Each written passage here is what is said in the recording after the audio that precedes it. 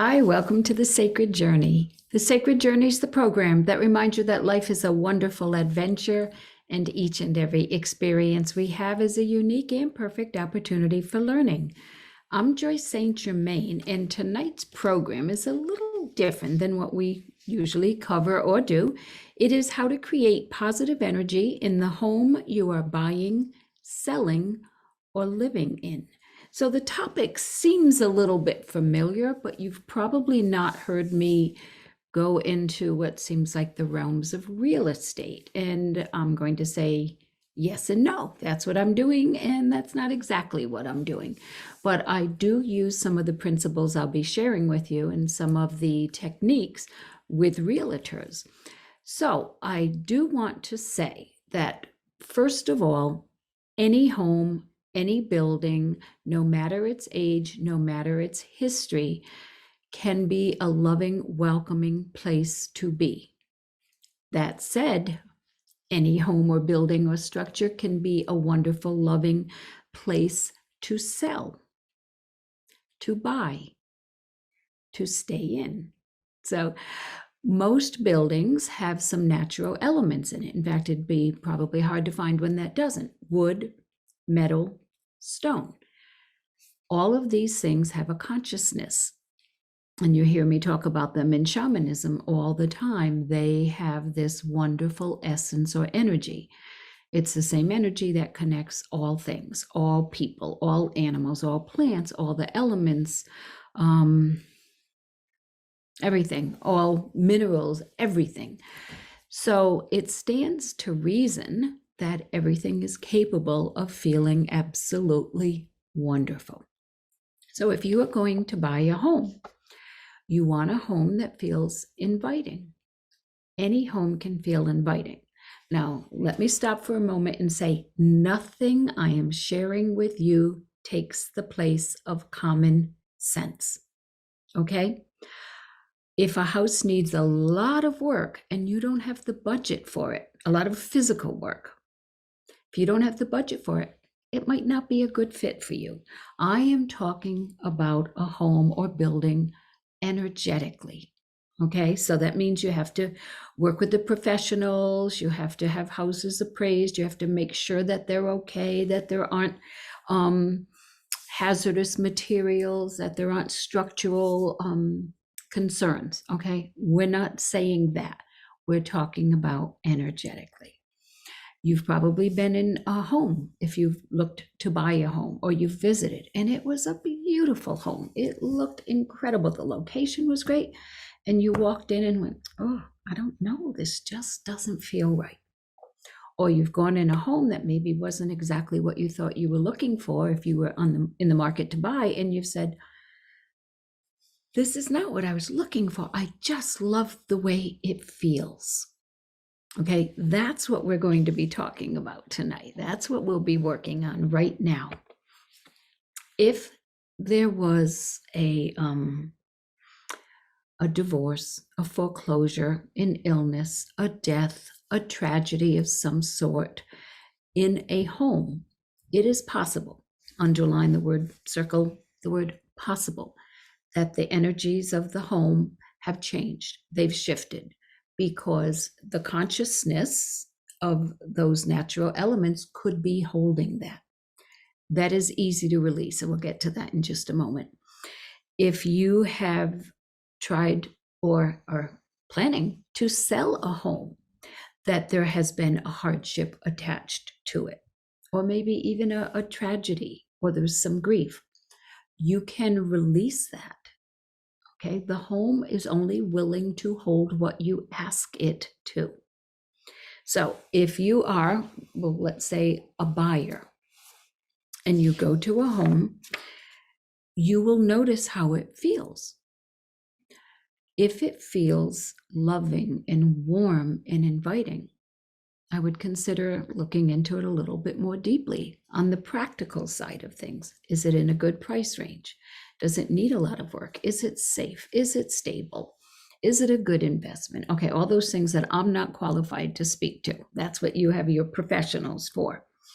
But if it just feels great, not a lot has to be done. But if you say, this is the home that I really think is best for me or my family or me and my partner or whatever, but just something about it just doesn't seem right, you can actually ask the home. You don't have to talk out loud to it. If there's a realtor, the owners are there. By the way, I like to use the word caretakers rather than owners, but we know from a business point of view and a legal point of view what the word owner means. But you can go and just think, I love this place. I love you and all of the land and all of the natural elements. I love the way you look. I would be honored to be your new caretaker. I will commit to taking the best care of you that I can. And I know this sounds a little silly, but you've heard me talk about things that seem even more far out than this. There'll be a shift in the home, and the home will know that you will be in alignment with it, that you will be a good caretaker with respect to the home and the earth, the land around it. You can even start before you go to look at a home. I'm a big fan of pendulums. You've seen and heard me demonstrate them many times, and I'll do so now. If you're thinking of moving and you want to be within a half hour of where you work or where your children want to go to school or whatever reason you have for wanting to be in a certain area, the practical side of things, look at a map. What is within 20 or 30 minutes, whatever your boundaries are, for a place where you would enjoy living and it would be close enough to. And you do your research, okay? You make sure that the property values, the mill rates, what they offer for kids or the elderly, whatever you're interested in, is provided in that town. And then you can use a pendulum and say, okay, there are 6 different towns within that radius that meet my other criteria. You get your pendulum out, and I've got this one because it's really large, so it's easy for you to see. Quickest, easiest way, you've seen me work with pendulums before, so this is probably a review. Hold it in your right hand. Easier if you hold it at arm level rather than up like a right angle, but I'm going to hold it up so you can see it. Hold it in your right hand. Energy flows in the left side of the body, out the right. Where's this information coming from? Your subconscious mind. Also, the collective consciousness. It's all the same. Okay, so I'll swing it back and forth for neutral and ask it, please show me a yes answer. It started moving in a clockwise circle before I got the words out because the thoughts were already out. Thoughts are energetic transmissions. I say thank you, it goes back to neutral. Are you willing to work with me to help me find a home that would be great for me or my family, or a good fit or a perfect match, whatever word you want to use? And I get a yes, and I say thank you. You go down the list of the houses on a practical level that you know work for you. This town. Mention another town. Get a yes on that one. Say my thank you. The next town I'll mention. No. The next town. No. The next town? Yes. So let's say I get 2. Then do your homework. What is on the market? What's in your price range? What is appealing to you on some level? If you are intuitive or if you are sensitive, you will notice how a house feels when you go. So you can start connecting with it and honoring it before you get there. Find out a little bit about it. There's always pictures and aerial views and Google Maps and all that stuff. Maybe there's a little pine grove in the back. Appeal to the pine trees. Let them know that it would be wonderful to live in partnership with them, to share space with them, to be on the same land as they are. Or if there's some body of water, whether it's a little stream or a brook or a little pond, appeal to the water. This doesn't have to make sense to anybody but you. And no one has to know about it but you. So that's a positive house. That is buying. Selling, it's really, really common for people to go, Oh, we've loved this house for so long. We raised our children here. We've done this and that, and it's just been so incredible. All the neighborhood children always felt safe and happy to drop in here. It's going to be so hard to leave. You have just said to this home and the land, all the natural elements, we don't really want to leave. So the home goes, great, we'll keep you here. You will find, even if the realtor says, or if you're selling it on your own, the price is right. It's a great home in great shape. It doesn't need a lot of work. We don't know why it's not selling. People come and they just go, I just don't feel it. I just don't like the way it feels, because the home is trying to keep you there. I have seen that dozens and dozens of times. And then usually the realtor will say, this house isn't selling, could you come take a look? Or could you remotely take a look, meaning I don't have to go in person. And I often get my pendulum out, or I'll do a shamanic journey, or I'll just connect to the natural elements and let them know the people's needs have changed. They're so grateful that you provided shelter to them and their family. And now they'd like to invite other caretakers who are as loving and respectful as they are.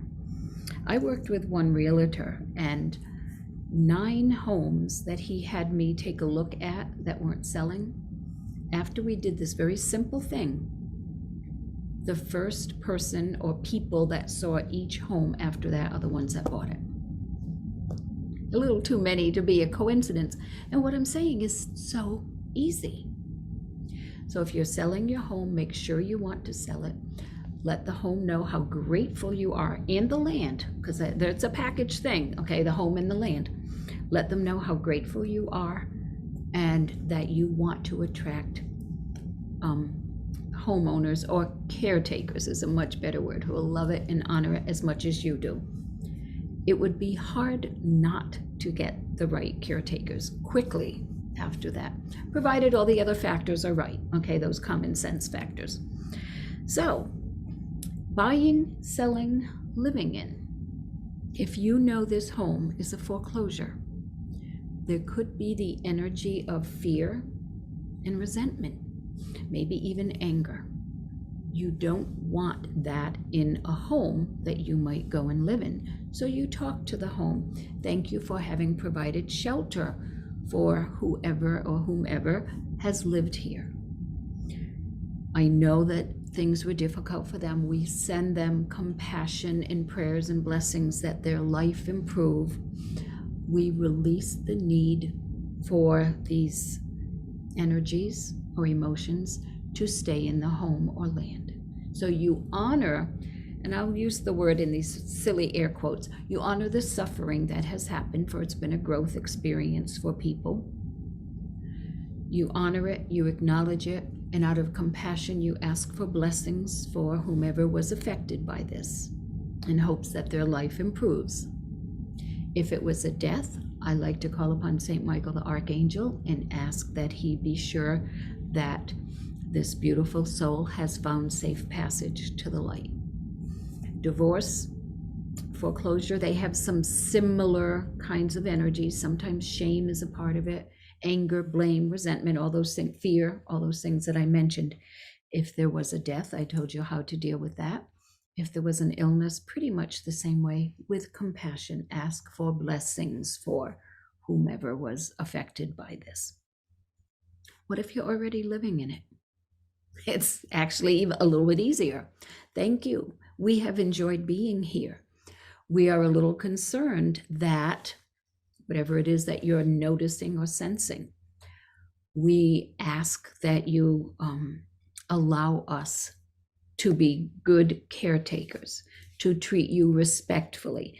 And there's an unspoken, but it's okay to make it spoken, belief and request that things in the house not break down, because it's a hardship to repair and replace things that shouldn't need to be repaired or replaced, because the more money you have to spend on the upkeep of the house, the harder it is to keep the house and to stay living in the house. It is okay to honor everything and just visualize this beautiful energy coming in from the sky and the earth at the center of the house spreading out throughout everything, and visualize everything absolutely radiating with this amazing life force. You can call it the God light, the God essence, universal life force, all that is, the white light, whatever it is to you. Things will not break down on a regular basis. Now, things will wear out after a while, of course, and there will be little mishaps here and there. But people that do this tell me, I've had the same clothes dryer for 40-something years. I've had the same appliances in my home for 30-something years. I had the same thing here. I only changed appliances that were almost 30 years old because I changed my decor and I wanted a different color, but there was nothing wrong with them. They were all working perfectly. So you will find that by honoring the home you live in with gratitude and just visualizing it existing cohesively with everything around it, especially the land. I was going to say including the land, especially the land. There'll be fewer mishaps and fewer breakdowns. They'll happen, and it'll be your responsibility. They'll happen occasionally, a lot less frequently than they might have. And it'll be your responsibility to take care of them in the best way possible. I even like to, if I need to get workers and repair people in, I try to use the pendulum too, to see who might be a good fit or who might be respectful. You can't always do that, but if you can, nice thing to do. I am a huge believer in repurposing, reusing, recycling as much as possible. So a lot of people, including myself, like to buy things that have had previous homes.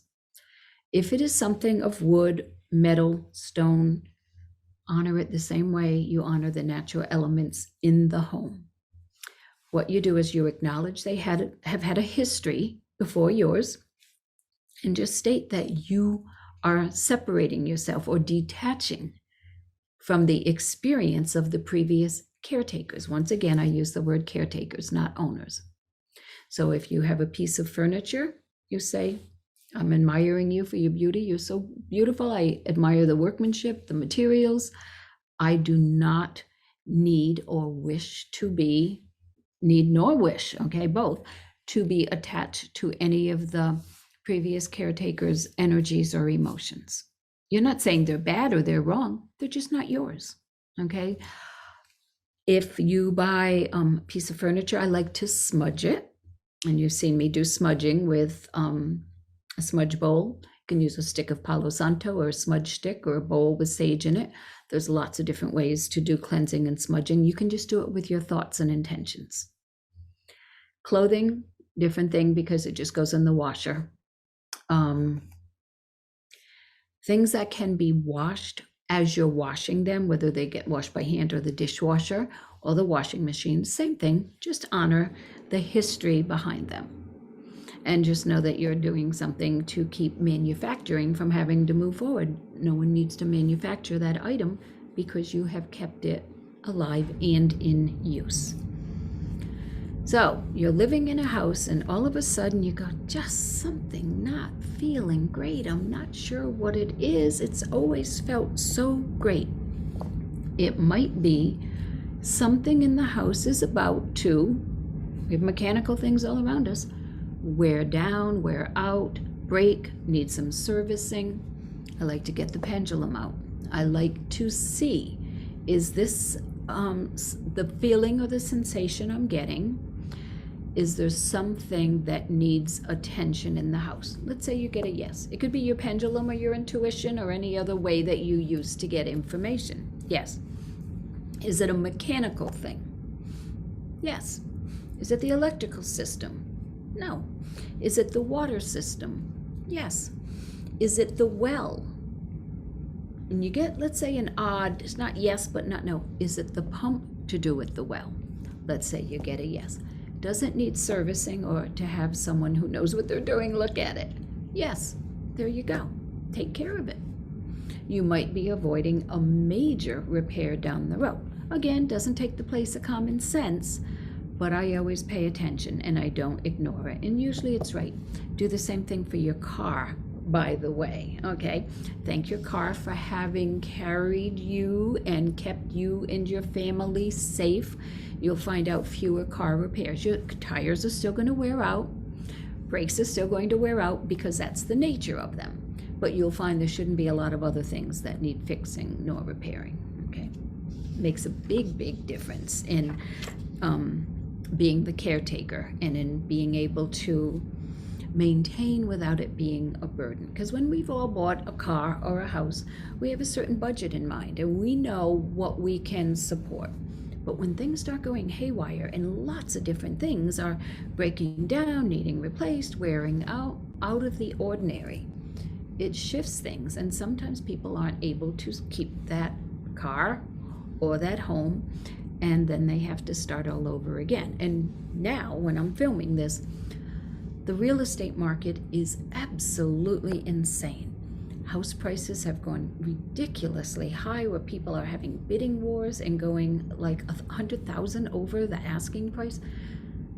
I hear, not a professional, I hear it's temporary. I hear that it has something to do with inflation and the interest rates and all that. That's not my field. I don't know. But I just think it invites us all to be a little bit more careful with our major purchases and our minor purchases, because the major purchases, well, sometimes they're lifelong purchases. I've been in this house since 1978, made lots of changes and adjustments. I've been here a long time. I know how much it costs to run this house. I know where the areas are that, okay, in a few years, this should, based on what an average house is, need to be repaired, replaced, and I've done my best to keep up on things, the upkeep. I've been really blessed. Most of the contractors that I have, especially in recent years, have been wonderful, kind, loving people. That's the energy I want in my home. Do not have somebody working in your home that you feel uneasy about. If you just say, they don't even feel respectful when they're here, they're just kind of doing their job and they don't feel like, I think they should feel as if it's an honor to be in your home and do this work that they should be proud of. As a craftsperson or as a tradesperson, they should feel like it's an honor. If you don't get that feeling, they might not be the right fit for you. And that's one of the reasons people say, get a couple of estimates. I agree, but it's not just for who will have the best price. It's for who aligns with the energy you want in your home. Can you override that? It's an emergency. This is the only person on call and you have to deal with it. Of course you can. You can energetically change anything. So if the person's here because you've got water shooting out of the wall because there was some kind of a break in a pipe, yes, of course, you take whoever is available. When they're on their way here, bring an extra light from sky, from earth, spread it around, send it to that place in the house that you know is an issue. And just imagine whoever's coming, a man or a woman, an older person, a younger person, in a truck or in a van or in a car, doesn't matter. Just visualize them and their natural essence radiating, aligning with the home that you have, the energy that you carry. Makes a big difference. I think I'd like to end by saying there isn't anything that you can't change the energy of, no matter what has happened. If a loved one has been ill or died in your home, or there's been a violent tragedy in your home, you don't have to move unless you want to. But you should never feel as if you need to because the home is now tainted. That is absolutely not true, okay? It can be changed through awareness, through love, through compassion, most of all through intention. I think I've covered as much as we can. I hope it's been helpful. Reach out if you have any questions, but thanks for joining us on the sacred journey. We'll catch you next time.